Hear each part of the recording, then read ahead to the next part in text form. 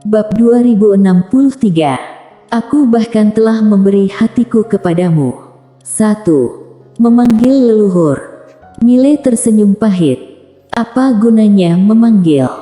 Ayahnya sangat berharap hidupnya bisa lebih sulit. Panggil Lydia. Pada saat ini, dia tidak lagi merasakan aura Lydia sama sekali. Lydia dan ayahnya seharusnya sudah berjarak sangat jauh darinya. Dia hanya bisa mengandalkan diri sendiri. Mile mengangkat kepala melihat Wilbert Mo yang berada di langit berbintang itu. Dia tersenyum dan berkata, "Aku dahulu." Begitu selesai berbicara, dia menghentakkan kaki kanannya dengan keras, sehingga ruang hampa hancur dan dia langsung berubah menjadi seberkas cahaya pedang serta menjulang ke langit. Puff! Seberkas cahaya pedang merobekkan langit berbintang. Di langit berbintang, seberkas cahaya pedang langsung menebas kekuatan kuat itu. Brak! Cahaya pedang hancur dan Mile langsung jatuh ke kedalaman ruang waktu tingkat keempat. Kejatuhannya menyebabkan kedalaman ruang waktu itu terdistorsi. Di kedalaman ruang waktu, Mile merentangkan telapak tangannya, kemudian pedang biru gaib terbang ke bawah kakinya dan menahannya. Di langit berbintang itu, kekuatan misterius sebelumnya masih jatuh lurus ke bawah. Jika kekuatan itu benar-benar jatuh, seluruh alam semesta manusia akan terlempar ke kedalaman ruang waktu tersebut. Satu pukulan memusnahkan sebuah alam semesta. Pihak lawan benar-benar mampu melakukannya. Leluhur klan manusia dewa di depannya itu bukanlah seseorang yang bisa dia lawan sekarang. Benarkah akan mati? Pada saat ini, Mile tiba-tiba tertawa terbahak-bahak, tidak masalah jika mati. Dia menghentakkan kaki kanannya dengan kuat, kemudian langsung berubah menjadi seberkas cahaya pedang dan terbang keluar dari ruang waktu tingkat keempat, lalu menebas kekuatan kuat itu. Di langit berbintang, Wilbert melihat Mile yang berada di bawah Tiu dengan ekspresi acuh tak acuh, seperti melihat seekor semut. Baginya, manusia memang seperti semut. Di langit berbintang, serangan pedang Mile sekali lagi menebas kekuatan kuat itu. Namun, dia tetap tidak mampu mengguncang kekuatan kuat tersebut. Sebaliknya, dia sekali lagi terlempar ke kedalaman ruang waktu tingkat keempat. Kali ini, tubuh fisiknya langsung hancur dan hanya tersisa jiwa.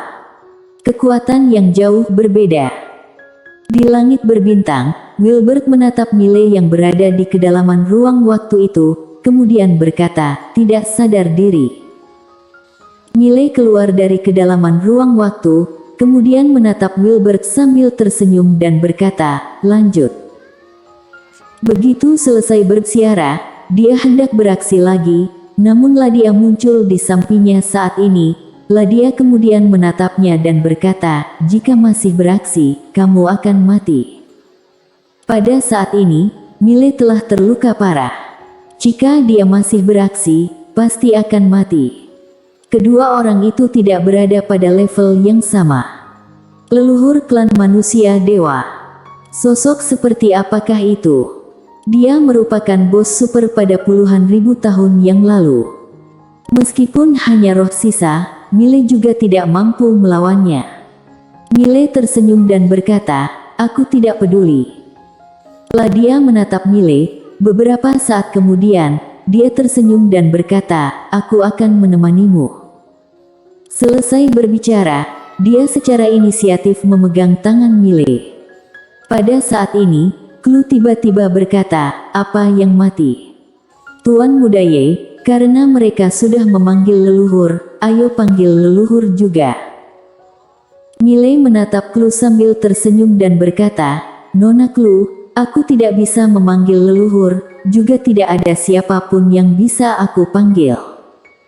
Wajah Klu tampak pucat, dia bertanya, apakah kamu serius? Mile tersenyum dan berkata, apakah aku terlihat sedang bercanda? Klu terdiam untuk beberapa saat, lalu berkata, selamat tinggal. Selesai berbicara, dia langsung berbalik badan dan menghilang dari ujung langit. Dia telah keluar dari ruang waktu alam semesta ini, dia tentu bisa melarikan diri dari alam semesta manusia tersebut.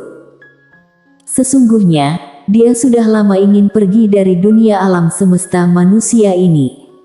Namun, dia tetap percaya pada wanita bergaun polos, karena wanita bergaun polos adalah sosok terkuat yang pernah dia jumpai.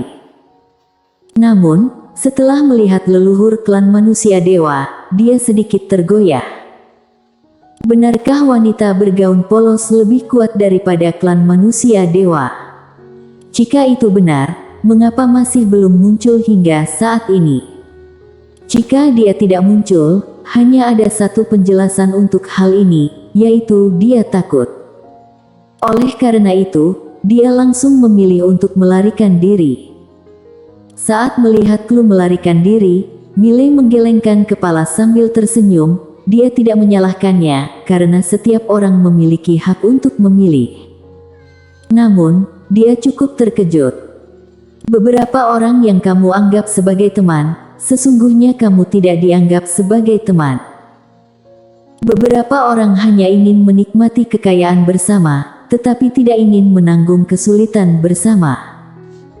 Miley menoleh menatap Ladia sambil tersenyum dan berkata, "Sebenarnya, kamu juga boleh pergi." Ladia menggelengkan kepala dan berkata, "Aku sudah memberi hatiku padamu. Kemana aku bisa pergi?" Miley terdiam. Di samping itu, Sanel juga tersenyum dan berkata, "Tampaknya, kita akan sulit melewati bencana hari ini." Miley menatap Sanel sambil tersenyum, lalu berkata, "Senior Sanel, kamu juga boleh pergi." Sanel menggelengkan kepala dan berkata, "Aku berhutang budi padamu, aku tentu harus membayarnya." Dia mampu menerobos kekuatannya merupakan berkat bantuan Miley dalam memecahkan segel. Tepat ketika Miley hendak berbicara, kekuatan itu tiba-tiba mendidih di langit berbintang yang jauh dan seluruh langit berbintang seketika mulai musnah sedikit demi sedikit. Target dari kekuatan itu tidak hanya Miley seorang diri, tetapi seluruh dunia alam semesta manusia. Pada saat ini, kekuatan tersebut sedang menghancurkan sumber energi alam semesta ini. Tidak terlindungi lagi. Miley tersenyum pahit. Untuk beberapa hal, meskipun telah mencoba yang terbaik, belum tentu bisa mendapat hasil yang baik. Tentu saja, dia tidak memiliki penyesalan lagi. Dia telah mencoba yang terbaik. Pada saat ini, Zola yang berada di ujung langit itu tiba-tiba berkata, "Tampaknya, wanita bergaun polos yang kalian harapkan itu tidak akan muncul lagi." Sesungguhnya, dia selalu menunggu munculnya wanita bergaun polos dan pria berbaju biru itu, kemudian memusnahkan mereka sekaligus. Namun saat ini, mereka sepertinya tidak akan muncul lagi. Di bawah itu, Miley mengangkat kepala melihat kekuatan yang mengerikan itu. Pada detik berikutnya, jiwanya langsung terbakar. Pembakaran jiwa. Meskipun tidak mampu melawan pihak lawan, dia juga tidak akan duduk diam. Meskipun harus mati, dia juga ingin mati dalam peperangan.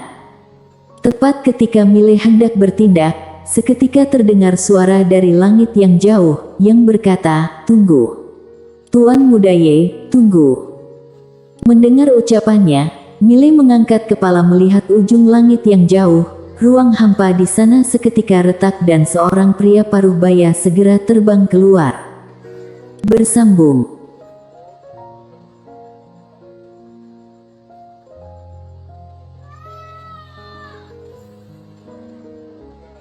Bab 2064. Aku bahkan telah memberi hatiku kepadamu.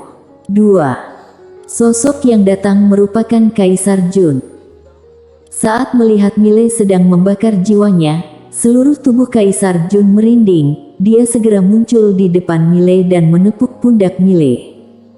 Brak! Api pada tubuh Miley langsung menghilang. Miley sedikit kebingungan. Dia berkata, "Senior." Kaisar Jun segera berkata, "Jangan panggil aku senior, meskipun aku beberapa tahun lebih tua darimu, aku akan memanggilmu kakak jika kamu tidak keberatan. Kakak, Mile tercengang. Kamu beberapa tahun lebih tua dariku, tapi kamu ingin memanggilku kakak. Apakah kamu tidak salah? Pada saat ini, Zola yang berada di ujung langit yang jauh itu tiba-tiba berkata, Kaisar Jun. Kaisar Jun berbalik badan melihat tetua utama Zola, dia tertawa dan berkata, ini aku. Zola menatap Kaisar Jun dan bertanya, apakah kamu ingin membantu manusia? Kaisar Jun tersenyum dan bertanya, apakah ada masalah? Zola menatap Kaisar Jun dan bertanya, mengapa? Kaisar Jun tertawa dan berkata, karena dia adalah kakakku. Kakak. Mile sedikit kebingungan dan bertanya, senior, apakah kita kenal? Kaisar Jun menatap Mile sambil tersenyum dan berkata, bukankah kita sudah berkenalan tadi? Mile terdiam. Pada saat ini, kekuatan mengerikan di langit berbintang itu tiba-tiba menghilang sedikit demi sedikit. Saat melihat adegan tersebut, Wilbert mengerutkan kening, dia menoleh dan melihat seorang sosok tua sedang berdiri di tempat yang tidak jauh darinya, yang merupakan penguasa kota Tandus. Saat melihat sosok tersebut, ekspresi Zola seketika menjadi serius. Mengapa si tua bangka ini juga datang? Selain itu, dia terlihat seperti datang untuk membantu Mile. Penguasa kota Tandus itu melihat Mile yang berada di bawah sambil tersenyum dan berkata, Tuan Muda Ye. Mile bertanya, senior, apakah kalian mengenal Lydia? Lydia. Kelopak mata penguasa kota Tandus berkedut, dia bertanya, apakah dia adalah wanita yang bergaun polos? Mile mengangguk dan berkata, dia adalah Lydia. Penguasa kota Tandus tersenyum dan berkata, aku kenal. Mile sudah mengerti. Tidak heran mengapa mereka datang membantunya. Pada saat ini, Wilbert tiba-tiba berkata, sejak kapan klan peri bekerja sama dengan manusia? Penguasa kota Tandus menatap Wilbert dan berkata, sejak saat ini. Wilbert menggelengkan kepala sambil tersenyum, dia berkata, sungguh konyol, aku tidak sangka klan peri akan menurun secara sukarela dan bekerja sama dengan manusia, hal ini sungguh konyol. Jika leluhurmu tahu, mereka sepertinya akan sangat emosi. Penguasa kota Tandus tersenyum dan berkata, tidak perlu khawatir tentang hal itu. Wilbert menatap penguasa kota Tandus dan berkata, tunjukkan padaku bisakah kamu melindungi klan manusia ini hari ini. Selesai berbicara, dia tiba-tiba membalikkan mata dan menekan ke bawah. Brak. Seketika, ruang waktu tempat penguasa kota Tandus berada itu langsung hancur. Penguasa kota Tandus jatuh ke kedalaman ruang waktu. Tekanan ruang waktu yang tak terbatas itu terus-menerus menekannya dan ingin menghancurkannya. Penguasa kota Tandus menggelengkan kepala sambil tersenyum. Awalnya, dia cukup khawatir jiwa kekuatan leluhur klan manusia dewa ini lebih mengerikan daripada wanita bergaun polos. Namun, dilihat dari saat ini, dia tidak sekuat wanita bergaun polos. Karena leluhur klan manusia dewa ini masih mempermainkan jalur ruang waktu. Saat wanita bergaun polos mengeluarkan pedang padanya, dia tidak dapat merasakan kekuatan apa yang digunakan. Sangat jelas bahwa tingkatan alam wanita bergaun polos jauh lebih tinggi daripada leluhur klan manusia dewa ini. Tanpa berpikir terlalu banyak, penguasa kota Tandus melambaikan tangan. Dalam sekejap mata, kedalaman ruang waktu di sekitarnya perlahan-lahan menjadi ilusi. Pada detik berikutnya, dia telah muncul di depan Wilbert dan dia kemudian melakukan pukulan. Pukulan tersebut menyebabkan ruang waktu di sekitar Wilbert itu langsung menjadi sebuah pusaran aneh dan seluruh tubuh Wilbert mulai terdistorsi. Pusaran ruang waktu. Hal ini mengubah struktur ruang waktu tingkat keempat. Saat melihat adegan tersebut, Ekspresi Mile menjadi serius, ternyata ruang waktu tingkat keempat bisa dipermainkan seperti itu.